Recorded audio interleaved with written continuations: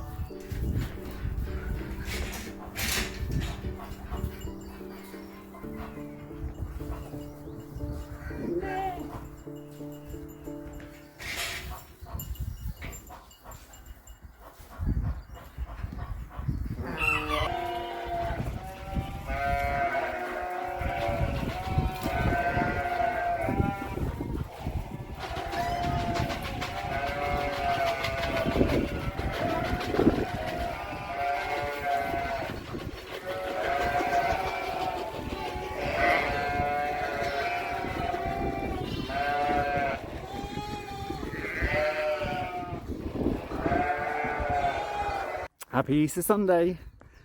So it's a couple of days later and I've decided to turf some more sheep out. Susan's been doing really well, so I'm mid barn clear.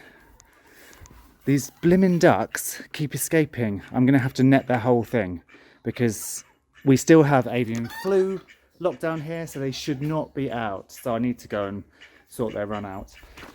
And as you can see, there's now only 3 sheep in here. So I decided to put Susan out because she's quite strong on her legs and I want her to eat some spring grass. I put Ophelia out because I don't think she's pregnant. And I put Portia out. Now Portia wasn't going to go out because she had a really weakly lamb. She had twins, she had a really strong ram lamb, and she had a weakly ewe lamb, and I've been doing everything I can. That lamb's been on antibiotics, supplemental milk and everything. Came in this morning. She dead. She very dead. These things happen. So I can turn off that heat lamp actually. I'll do that in a minute. So it meant at least Portia can go outside. And now I've just got the 3 of them. So I've got Coco, who I still think's pregnant. Beatrice, who is getting the tiniest amount of milk. But I just don't really understand what's going on with her. Unless she's caught super, super, super late. And then Juno, who is one of my show sheep, so she's staying in so I can fatten her up. And here they are. It's such a nice sight just to see green grass, sun, and sheep. Here's Susan. I just can't believe, I cannot believe from that sheep that could barely stand and looked like she was going to die any second, and her two newborns that also looked like they were going to die. We now have Susan in a field standing eating grass, and we have Susan's twins, hello, also out. Now they're they haven't got used to this electric fence yet, as you can see, because they ran straight through it. Hello. But what a lovely sight to see everybody.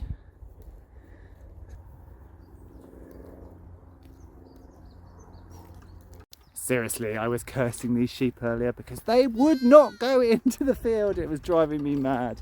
But now they're in, and it's just lovely. Are you going to try it again? I've turned the electric on now. You need to learn. What are you doing, Missy? Come here. Missy, come here. Missy, come here. I know. Oh dear.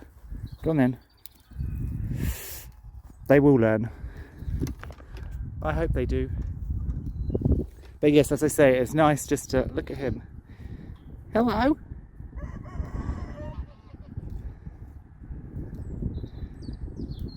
I could watch sheep for hours. Hello, Tracy.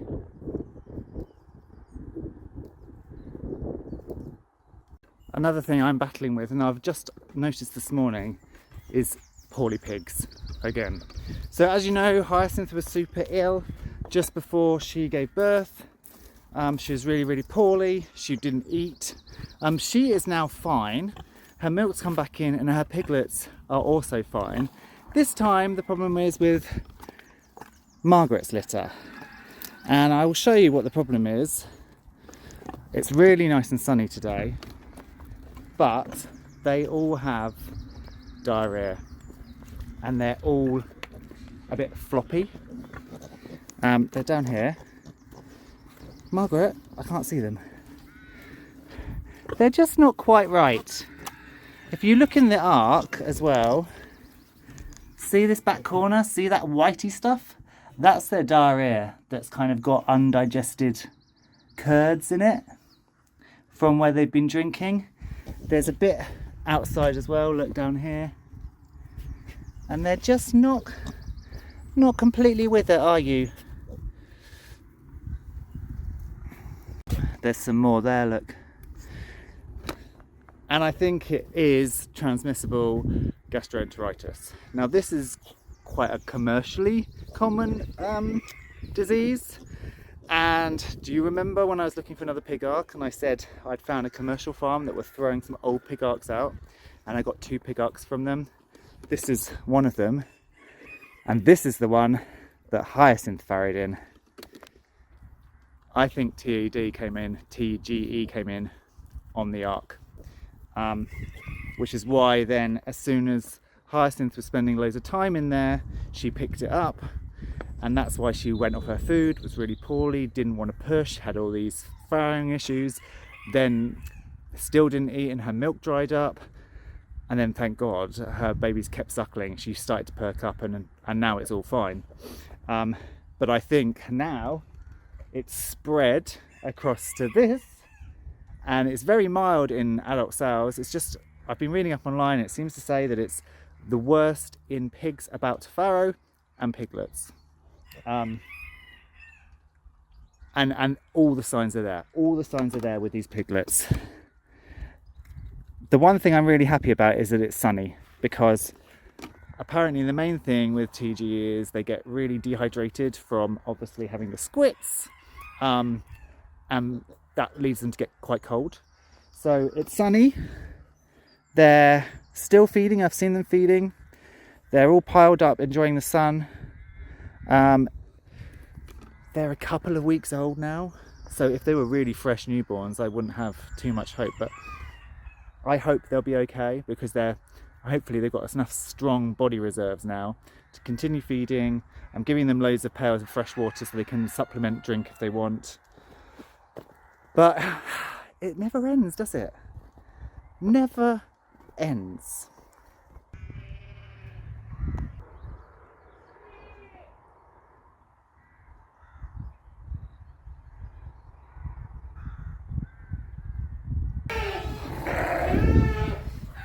Well, let's go and give the twins their bottle. I'm not going to lie, this way of life is not for the faint-hearted. It has been brutal the past few months. Everything has wanted to die. Everything has broken. Feed prices have gone through the roof. It's just a never-ending. I mean, there's high. Don't get me wrong. I want to be doing it, and there's lots of positives. But it does sometimes feel like it's bad thing upon bad thing upon bad thing. These guys, so my money makers, pheasants and my Icksworth, have they laid a single egg yet this year? No. It's just like the one thing that could make me money. They haven't done anything. Lambs dying, pigs dying, goats dying. Cold weather, so crops aren't surviving. Brutal! I just try and keep smiling.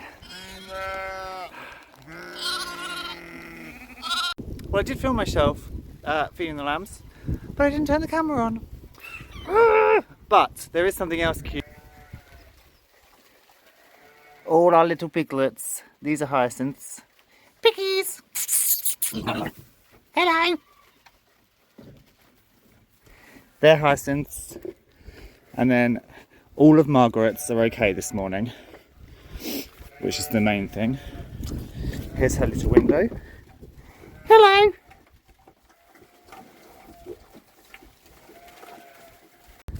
They are 3 weeks old now, so I'm hoping that they've got enough reserves, as they say, to survive and just have a mild case of this gastroenteritis.